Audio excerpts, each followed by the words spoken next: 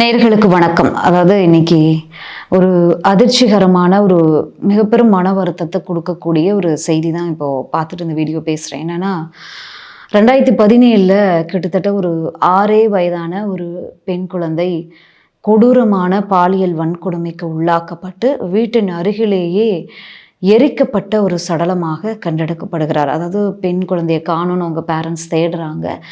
அருகிலேயே வீட்டிற்கு அருகிலேயே எரிக்கப்பட்ட நிலையில் அந்த உடலை கண்டுபிடிக்கிறாங்க. இந்த சம்பவம் என்ன நடந்தது அப்படின்னு காவல்துறை விசாரணைக்கெலாம் உட்படுத்தும் போது அந்த குடும்பத்தினுடைய நெருங்கி பழகக்கூடிய பக்கத்து வீட்டை சேர்ந்த தஷ்வந்த் அப்படிங்கிற ஒரு இளைஞரை கைது பண்ணுறாங்க. அந்த பிள்ளையை பாலியல் வன்கொடுமை செய்து வெளியில் தெரிஞ்சிடக்கூடாது அப்படிங்கிறதுனால எரித்து கொண்டிருக்கிறான் அந்த கொடூரன். இந்த சம்பவம் அன்னைக்கு தமிழகத்தையே உலுக்கியது. இந்த சம்பவத்தில் செங்கல்பட்டு மகிழா நீதிமன்றம் தீர்ப்பளித்தது. 46 வருடங்கள் சிறை தண்டனை, அதன் பிறகு மரண தண்டனையும் விதிச்சது. இதை எல்லாருமே கொண்டாடணும். ஒரு அரக்கனுக்கு, ஒரு கொடூரனுக்கு இப்படி ஒரு தண்டனை கிடைச்சிருக்குது, மரண தண்டனையை சீக்கிரமாக நிறைவேற்றணும் அப்படின்லாம் நம்ம நினச்சோம். ஆனால் அந்த கொடூரனுக்கு என்ன ஒரு பணபலம் அப்படிங்கிறது தெரியல.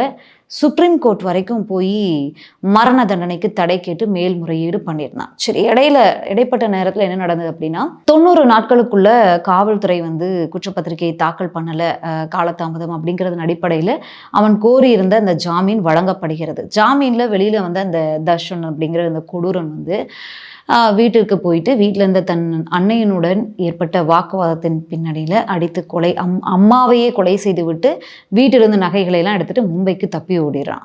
மும்பைக்கு போய் காவல்துறை அரெஸ்ட் பண்ணிட்டு வருது. இது நடந்த விஷயங்கள். ஆனால் இதில் சிசிடிவி ஆதாரங்கள் இல்லை, போதிய ஆதாரங்கள் நிரூபிக்கப்படலை, மரபணு சோதனை ஒத்துப்போகலை அப்படிங்கிறதன் அடிப்படையில் சுப்ரீம் கோர்ட் இன்றைக்கு அந்த கொடூரனுக்கு விடுதலை கொடுத்திருக்கிறது. இதில் எரிக்கப்பட்ட அந்த நமக்கு தெரியல, நம்ம சயின்டிஸ்டோ ஒரு டாக்டரோ கிடையாது, இருந்தாலும் அந்த எரிக்கப்பட்ட அந்த உடம்புலேருந்து என்ன மரபணு சோதனை பண்ணிட்டு போகிறாங்க எடுக்கப்பட்டு அப்படிங்கிறது, அது ஒத்துப்போகலை அப்படிங்கிறது நமக்கு சுத்தமாக புலப்படவே இல்லை. இந்த வழக்கை அவன் விசாரணையிலேயே அவன் என்ன பண்ண, எங்கே போன, அப்போ இப்படி ஒரு கொடூர சம்பவம் நடக்கும்போது நீ எப்படி இந்த கொலையை பண்ண, ஏன் என்ன பண்ண, பாலியல் கொடுமை எங்கே பண்ண அப்படின்னு அவனை அழைச்சிட்டு போய் விசாரிக்கும் போது அவன் அங்கங்கே எக்ஸ்பிளைன் பண்ணுறான். இதெல்லாமே நம்ம அப்போ பார்க்குறோம் செய்திகளில். அவன் சொல்கிறான், எக்ஸ்பிளைன் பண்ணுறான், ஒப்புக்கொள்கிறான். இதற்கு பிறகு என்ன சாட்சியங்கள், என்ன எதன் அடிப்படையில் தேவையில்லை அப்படிங்கிறது நீதிமன்றத்தை விமர்சிக்க கூடாது. ஆனால் எதிர்பார்க்காத ஒரு இந்த கொடூரனுக்கு விடுதலை அப்படிங்கிற அந்த உத்தரவை இந்த தீர்ப்பை யார் மனதும் ஏற்றுக்கொள்ள மறுக்கிறது. தமிழ்நாட்டு மக்கள் அந்த செய்தி அன்னைக்கு பார்த்த அந்த மக்கள் யாராலையுமே ஏற்றுக்கொள்ள முடியாத ஒரு தீர்ப்பாக தான் இது இருக்குது. ரொம்ப மன வருத்தமான ஒரு தீர்ப்பாக இருக்குது. ஜாமீனில் வெளியில் வர அந்த நபர் வீட்டுக்கு போகிறாரு. அன்னையோட வாக்குவாதம் ஏற்படுது. அன்னையும் அடித்து கொலை செய்து விட்டு அவர் மும்பைக்கு தப்பி விடுறார். மும்பையிலேருந்து காவல்துறை கைது பண்ணிட்டு வராங்க. அப்போ அதற்கிடையில் எந்த திருடன் வீட்டிலேருந்து நகை திருடிட்டு போனான், எந்த திருடன் அந்த அன்னையை அடிச்சு கொன்னது, நகையை திருடிட்டு போனது இந்த நபர் தான் அப்படிங்கும்போது இந்த நபர் திருடும்போது அந்த அம்மா சும்மா இருந்திருப்பாங்களா? இந்த நபர் வீடு இருந்து ஜாமீன்ல வந்த மகனை வீட்டில் வச்சு காவல்துறைக்கு முழு ஒத்துழைப்பு கொடுத்து ஒரு தாய் என்ன நினைப்பாங்க?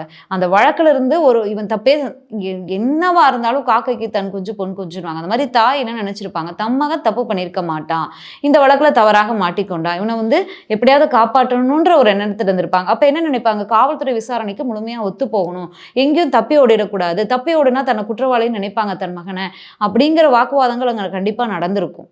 இதை அவனே அந்த குற்றவாளியே ஒப்புக்கொண்ட பிறகு இதில் என்ன ஆதாரங்கள் அப்படிங்கும்போது அது ஒரு விஷயம் இருக்குது. காவல்துறை விசாரணையில் அந்த இடங்களுக்கெல்லாம் கூட்டிகிட்டு போய் ஆய்வு செய்யும்போது அந்த நபர் கேட்குற கேள்விகளுக்கெல்லாம் பதில் கொடுத்துருக்காரு, நான் இப்படி பண்ணேன் அப்படி பண்ணேன்னு. அதற்கு பிறகு வழக்கறிஞர்கள்லாம் அட்வைஸ் கொடுக்கும்போது எந்த வழக்கறிஞர் தன்னுடைய தொழிலுக்கு நியாயம் அப்படிங்கிற பட்சத்தில் தான் அவங்களா இருப்பாங்க. அப்போ இந்த நபரோடைய வழக்கறிஞர் என்ன சொல்வார்? நான் இதை தப்பு பண்ணலை அப்படிங்கிறத சொல்லுங்க, என்ன தேவையில்லாமல் சிக்க வச்சுட்டாங்கன்னு சொல்லுவாங்க. அதற்கு பிறகு அவர் மாற்றி பேசுவார். முதல்ல அந்த அன்னையினுடைய அந்த கொலை வழக்கில் தந்தையே சாட்சியாக இருக்கிறார். அதற்கு பிறகு அவர் புரல் சாட்சியாக மாறுகிறார். அதனால அந்த வழக்குலேருந்து அவர் விடுவிக்கப்படுறாங்க. இது இப்போ இந்த பாலியல் குற்றச்சாட்டு வழக்குலையும் அந்த 6 வயது குழந்தை எரித்து கொல்லப்பட்ட அந்த வழக்குலையுமே போதுமான ஆதாரங்கள், சிசிடிவி ஃபுட்டேஜஸ் இல்லை, மரபணு சோதனையும் ஒத்துப்போகலைன்ற அடிப்படையில் இந்த விடுதலை கொடுக்கப்பட்டிருக்கிறது யாராலையும் ஏற்றுக்கொள்ள முடியாத ஒரு நிகழ்வாக தான் இருக்குது. ஏற்கனவே இந்த கரூர் சம்பவத்தில் நொந்து போயிருக்கிற நேரத்தில் இதை டீட்டெயில்டாக இதுக்குள்ளே போய் இன்னும் ஒரு மிகப்பெரும் ஒரு ஆழ்ந்த வருத்தத்துக்கு போக வேணாம் அப்படிங்கிறதுனால இதோட ஒரு செய்தியாகவே நான் கடந்து போயிட விரும்புகிறேன். இன்னொரு விஷயம் என்னன்னா திமுகவுடைய சேர்மன் பண்ணியிருக்கக்கூடிய ஒரு ஆகப்பெரும் சம்பவம் என்னன்னா, தஞ்சாவூர் மாவட்டம் கும்பகோணம் அருகே உள்ள ஆடுதுறை பேரூராட்சியில் அரசு மேல்நிலைப்பள்ளி, அதாவது மாணவர்கள் மாணவியர் இரு தரப்பினரும் படிக்கக்கூடிய அரசு மேல்நிலைப்பள்ளியில் போதுமான கழிவறை வசதி இல்லை அப்படிங்கிற கோரிக்கை வந்து பல ஆண்டுகளாகவே இருக்கு. அப்படிங்கும்போது திமுக அந்த ஆடுதுறை பேரூராட்சியினுடைய திமுக சேர்மனான ம.க. ஸ்டாலின் வந்து இந்த கழிப்படை கட்டுறதுக்கு ஒரு டெண்டர் விடுறாரு. டெண்டர் விட்டு அந்த டெண்டரும் வந்து கான்ட்ராக்டர் எடுக்கிறாங்க. அந்த டெண்டருடைய வேல்யூ 34 லட்சம். அந்த 34 லட்சத்துக்கு அந்த கழிப்பறை கட்டப்படுகிறது. அந்த கழிப்பறையும் வந்து திமுகவுடைய சேர்மனான ம.க. ஸ்டாலின் திறந்து வைக்கிறார். அந்த கழிப்பறை படத்தை பார்த்தீங்கன்னா மொத்தமாக அந்த டாய்லெட் பேஷன் வந்து ஒரு 10 வந்து இங்கிட்டு 5 அங்கிட்டு 5 மாதிரி பதிச்சிருக்காங்க. 10 11 அப்படிங்கிற டவுட்டாக இருக்குது, பதிச்சிருக்காங்க. இந்த வாஷ் பேஷனை பதிக்கிறதுக்கு என்ன 34 லட்சமாக ஆக போகுது? 2 லட்சத்துலேயே முடிச்சிருக்கலாம். சரி 4 லட்சம் கூட வைங்க, மீதி 30 லட்சம் எங்கே போச்சு? இந்த கழிப்பறையை போட்டு மொத்த மீடியாவையும் கூட்டிகிட்டு போய் அந்த திமுக சேர்மன் ம.க. ஸ்டாலின் திறந்து வச்சிருக்காரே, அவருக்கு மனசாட்சி இருக்கிறதா?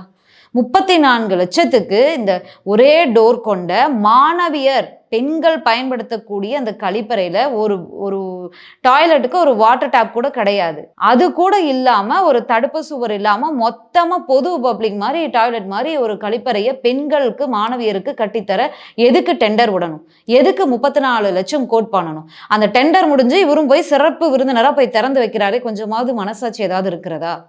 இந்த டெண்டர் விட்டவர் மேலையும் இந்த சேர்மன் மேலையும் இந்த கான்ட்ராக்டர் மேலையும் கண்டிப்பாக நடவடிக்கை எடுக்கணும். மாணவியருக்கான இந்த கழிப்பறை வசதியை மாற்றி சிறப்பான ஒரு கழிவறை வசதி மாணவியர்களுக்கு செய்து கொடுக்கணும் அப்படிங்கிறதா நம்முடைய இந்த வேண்டுகோள். 34 லட்சம்னு டெண்டர் கொடுத்துருக்காங்க. இது பெரும் விமர்சனத்துக்கு உள்ளாகி இருக்கு. இதற்கு கான்ட்ராக்டரும் சேர்மனும் பதில் சொல்லி ஆகணும் அப்படிங்கிறதே இந்த நேரத்தில் பதிவு பண்ணிடும். தாவேக்காவுடைய ஒரு தமிழக வெற்றிக் கழகம் சுப்ரீம் கோர்ட்ல ஒரு மனு கொடுத்திருக்கு. என்ன அப்படின்னா, SIT விசாரணைக்கு தடை கோரி. ஏன் சிறப்பு புலனாய்வு குழுவை நீதிமன்றம் தான் நியமிச்சது. இப்ப நீதிமன்றத்திற்கு எதிராக தான் தாவேக்கா சுப்ரீம் கோர்ட்டுக்கு போயிருக்காங்க. நீதிமன்றம் நியமித்த அந்த சிறப்பு புலனாய்வு குழு வடக்கு மண்டல ஐஜியான அஸ்ரா கர்க் தலைமையில் ஒரு சிறப்பு புலனாய்வு குழு நியமிக்கிறாங்க. அந்த சிறப்பு புலனாய்வு குழு வந்து 3 நாட்களாக தீவிர விசாரணையில் ஈடுபட்டு இருக்காங்க.